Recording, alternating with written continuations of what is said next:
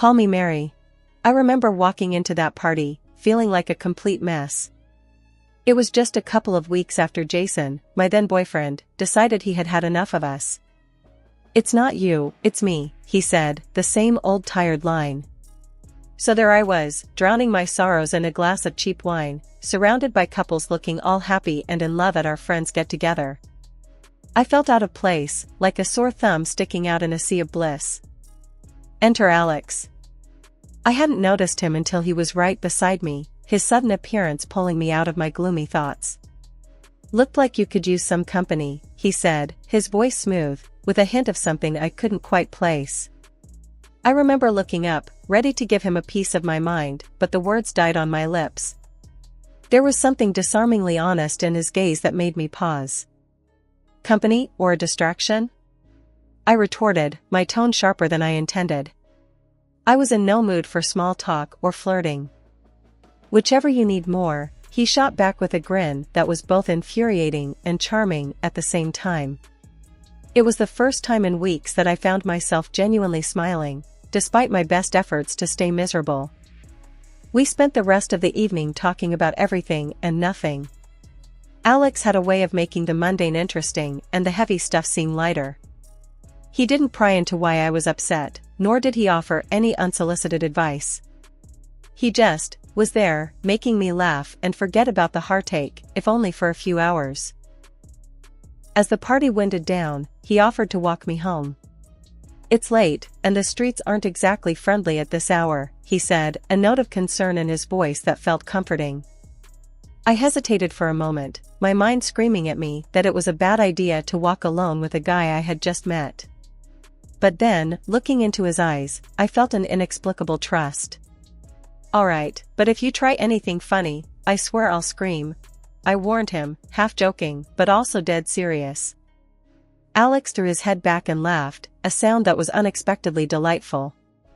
"Fair enough. I promise to be the perfect gentleman," he said, offering me his arm in an exaggeratedly gallant gesture. That walk home was the beginning of everything. We talked about our jobs, our families, our dreams, and our disappointments. Alex worked in IT, a geek at heart with a passion for old-school video games and a knack for fixing just about anything. I told him about my job in marketing, how I loved the creativity it allowed me, but hated the office politics. By the time we reached my apartment, I didn't want the night to end. There was something about Alex that felt right, like a puzzle piece I didn't know I was missing. "Thanks for tonight. I needed it more than I thought," I admitted, feeling a twinge of vulnerability. "Anytime," Alex said, his voice soft. "And hey, if you ever need a partner in crime or just someone to vent to, you know where to find me." And I did. In the days and weeks that followed, Alex and I grew closer. Our initial banter turned into deep conversations, and the more I got to know him, the more I liked him. He was caring and attentive, always there when I needed a shoulder to lean on or a laugh to brighten my day. It wasn't long before our friendship blossomed into something more. Looking back, I can hardly believe how quickly things progressed. But with Alex, everything felt easy, natural. It was as if we were meant to find each other that night, to heal each other's wounds and build something new together. The day he asked me to be his girlfriend, he did so with a clumsiness that was utterly endearing. "So, I've been thinking," which is always a dangerous thing, he started, scratching the back of his neck nervously. "But I really like you, more than I've liked anyone in a long time. And I was hoping, maybe, you'd feel the same way?"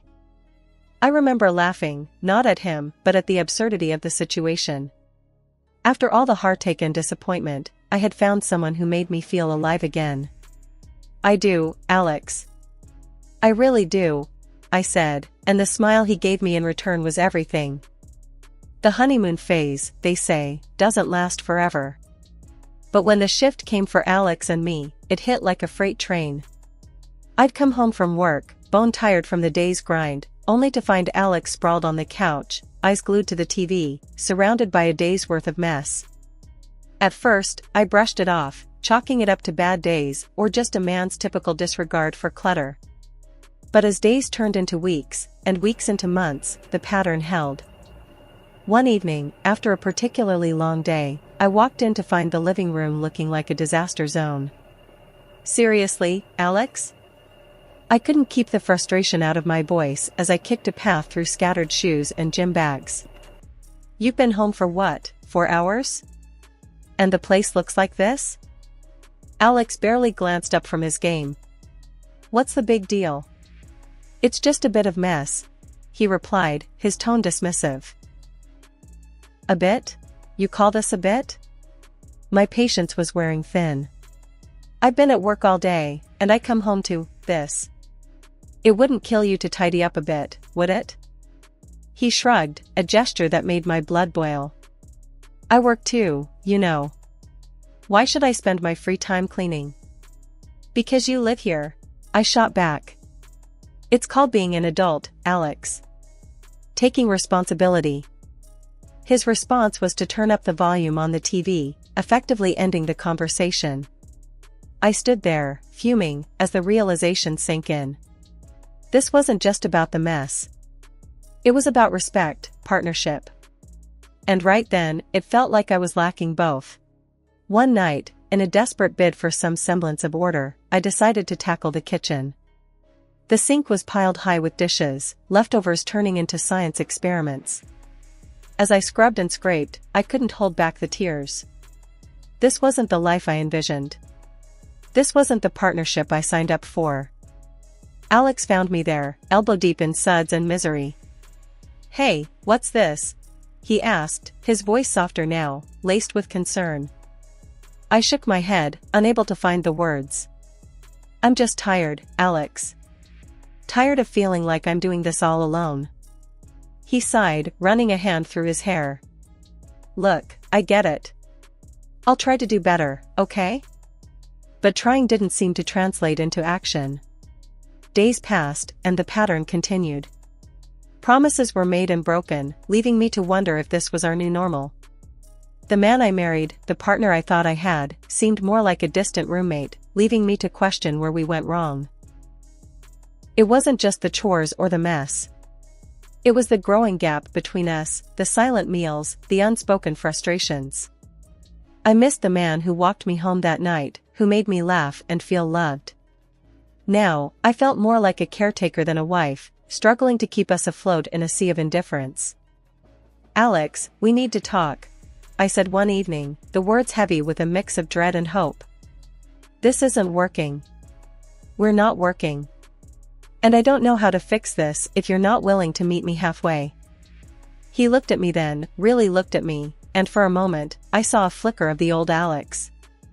"I know I've been a jerk," he admitted, his voice low. "I'll try harder, I promise." Promises.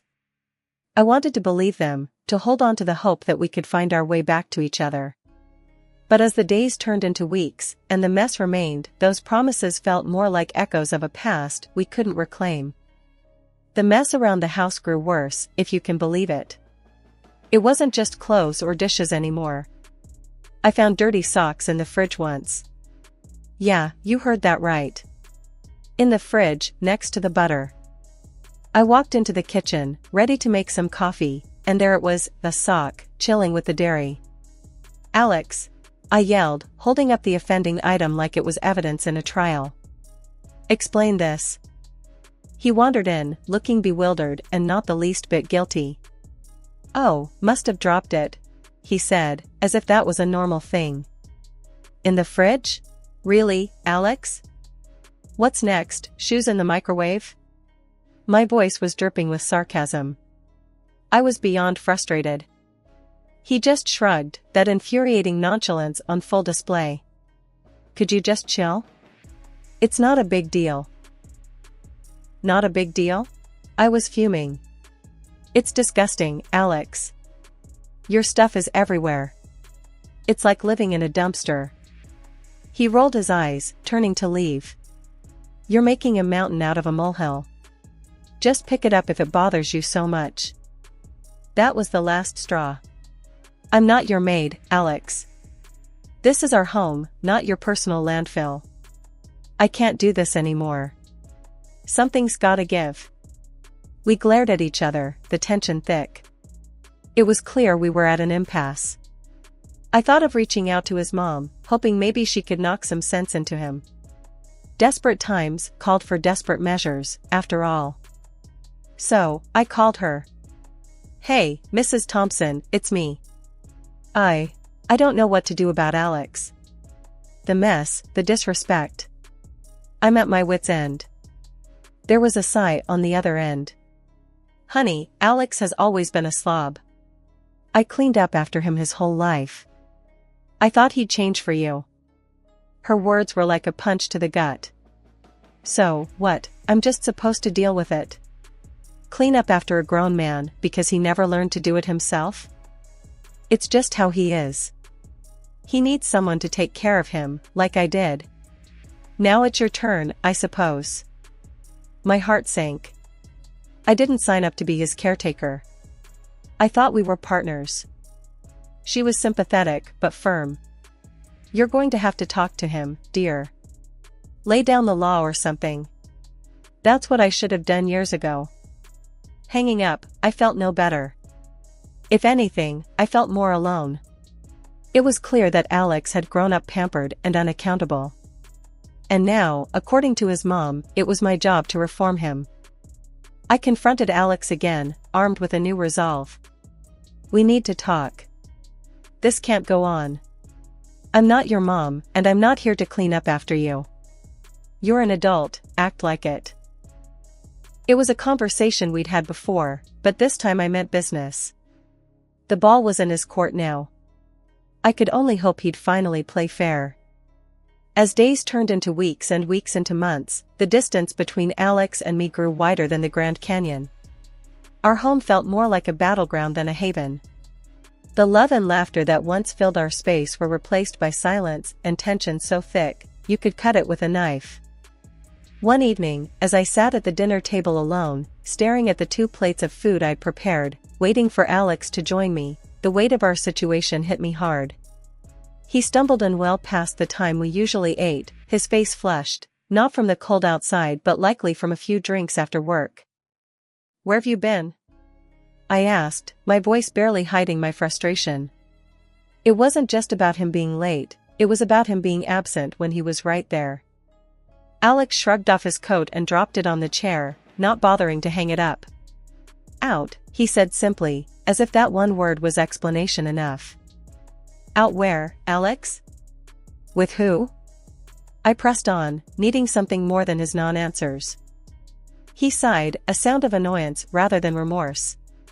"Just out with the guys from work. You know how it is." I didn't, actually. Our once shared experiences and stories had turned into his life and my life, with a chasm between. We used to go out together, remember? We had friends, a social life together. Now, it's like you're living a whole separate life. He finally looked at me, his eyes not meeting mine. "I just needed some space, okay? You're always on my case about something. The cleaning, the dishes, being home on time. Can't a guy catch a break?" His words stung, not because they were entirely untrue, but because they underscored how far apart we drifted. "A break?" I echoed, my voice rising despite my attempt to keep calm. "I'm not your warden, Alex. I'm your wife. Or at least, I thought I was. Partners give each other breaks, they don't take breaks from each other." Alex didn't respond. He just moved past me, heading for the fridge to grab a beer, as if that could solve everything. I watched him, a man I no longer recognized, and wondered how we got here. How did the man who once walked me home in the rain, who made me laugh until my sides hurt, become a stranger in his own home? "We're not okay, Alex," I said, the realization hitting me hard. "We're not okay, and I don't know if we can fix this." He paused, beer in hand, and for a moment, I thought I saw a flicker of the old Alex, the one who cared, who fought for us. But then he shrugged, a gesture that had become all too familiar. "Maybe you're right. Maybe we're not okay." His agreement should have been a relief, an acknowledgement of our problems. But instead, it felt like a door closing, a silent confirmation that we were too far gone to find our way back to each other. I used to hate the idea of business trips, preferring the comfort of home over the sterile environment of hotel rooms. But as the rift between Alex and me widened, those trips became my sanctuary. Escaping the constant tension and the cold silence that had settled over our house was a relief. I'd brace myself every time I returned, expecting to walk into the aftermath of a tornado. Surprisingly, each time I came back, the house was spotless, which was the last thing I expected given Alex's usual disregard for cleanliness. The first couple of times, I was genuinely pleased, thinking maybe Alex had finally decided to pull his weight around the house. "Did you clean up all this?" I asked, unable to hide my shock and a flicker of hope that maybe, just maybe, we could turn a new leaf. Alex just shrugged, an all too familiar, nonchalant gesture that irked me. "Yeah, figured it's the least I could do," he said, but his tone was off, too casual, like he was brushing off more than my question. Something didn't sit right with me, but I pushed it aside, grateful for the clean space, but unsettled by the sudden change. It was after another trip, coming home to the same uncharacteristically clean house, that curiosity got the better of me. I decided to thank the person I thought responsible, his mother. "Mrs. Thompson, thanks for cleaning up the house." "I didn't expect it, but it was a lovely surprise," I said, hoping to convey my genuine appreciation. Her confusion was a slap in the face. "Clean your house? Dear, I haven't been over in months. Alex should be taking care of his own mess, not you or me," she said, her tone a mix of surprise and a bit of annoyance. My heart sank, and a cold realization crept in. Confronting Alex didn't take long after that. "Your mom didn't clean." "So, who did?" "Because it sure wasn't you," I demanded, my patience wearing thin, tired of the lies and the evasiveness. Alex squirmed under the pressure, his usual confident demeanor crumbling. "Look, it's not what you think," he started, but his voice was too hesitant, guilty. I pressed on, needing the truth more than I needed to breathe. "Who's been cleaning our house, Alex?" "Because it's obviously someone." The admission came too quietly, laced with shame. "It's someone I know, she's been helping out while you're away," Alex confessed, finally meeting my gaze, but all I saw was betrayal. "A someone you know? You mean a mistress? You're cheating on me, and her token of affection is cleaning our house?" The absurdity of the situation would have been laughable if it weren't so tragically pathetic. He tried to defend himself, the words fumbling out in a messy spill. "It's not like that. She's just a friend." "A friend who cleans and sleeps with my husband? That's a new one, Alex." My voice was bitter, laced with anger and a heartache that dug deep. "I found out about his infidelity not through whispers or clandestine messages, but through a clean house." The irony wasn't lost on me, and though my heart was shattered, I couldn't help but marvel at the bizarre twist my life had taken. After all this, I decided enough was enough. Divorce was the only option left for me. Alex, surprisingly, didn't put up a fight. He let me go without so much as a plea for me to stay. Maybe that was for the best, or maybe it just showed how far apart we'd really grown. A few quiet months passed. I settled into a small, clean apartment that felt more like home than the house I shared with Alex ever did. Just when I started to enjoy my newfound peace, I got a call that turned my calm afternoon upside down. It was Alex's mom, and she was livid. "Come back to Alex this instant," she demanded, her voice sharp and filled with frustration. I pulled the phone away from my ear for a moment, confused. "Excuse me? Why on earth would I do that?" "Because he's a mess without you. His house looks like a pigsty, and I'm sick of cleaning up after him. His habits are driving me insane." I couldn't help but chuckle, though I felt a pang of sympathy for her.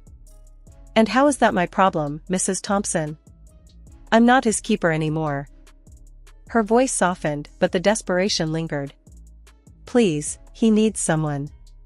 His little cleaning lady ran off the moment she saw what a disaster he is."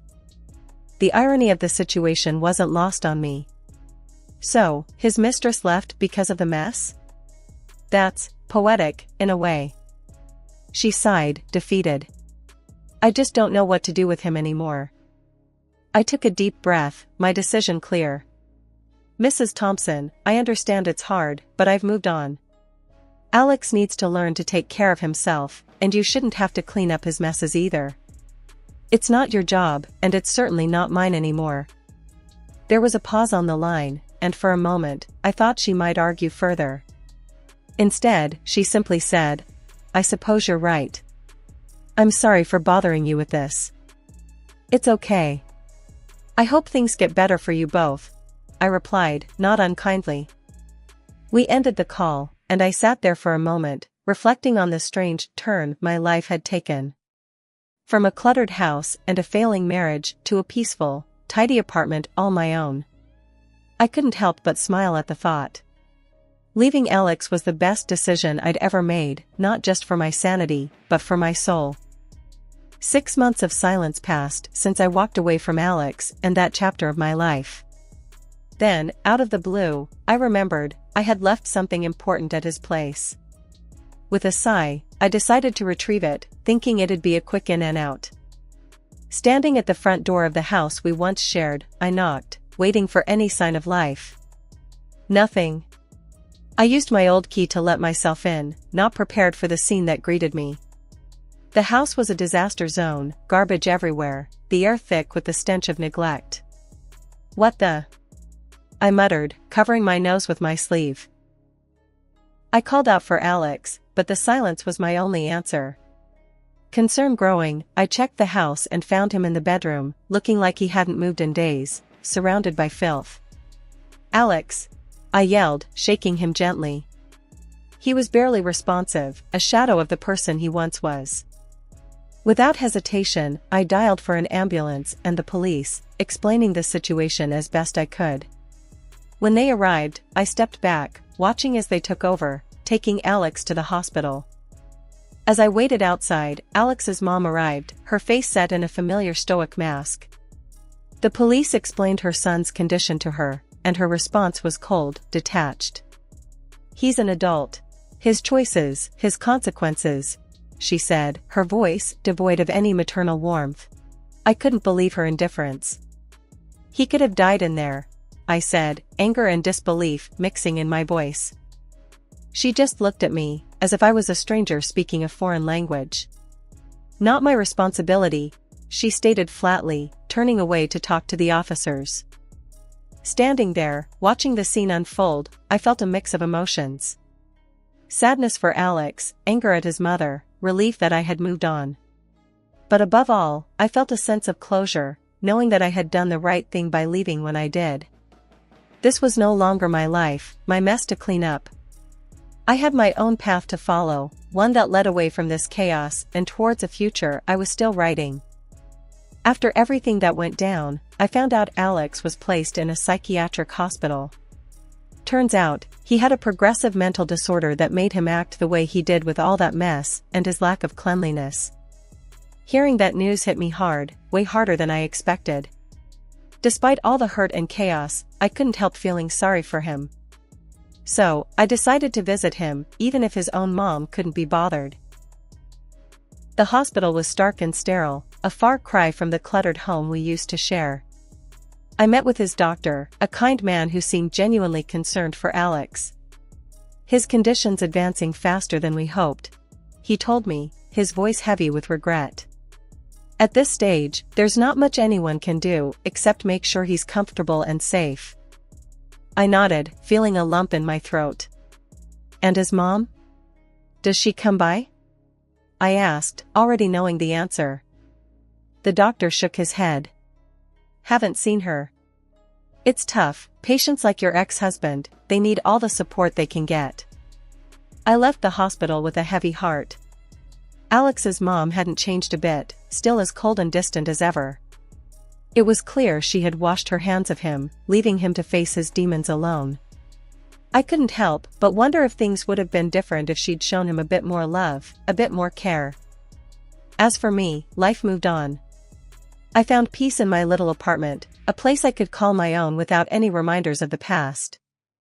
I started anew, building a life that was entirely mine, free from the shadows of what used to be.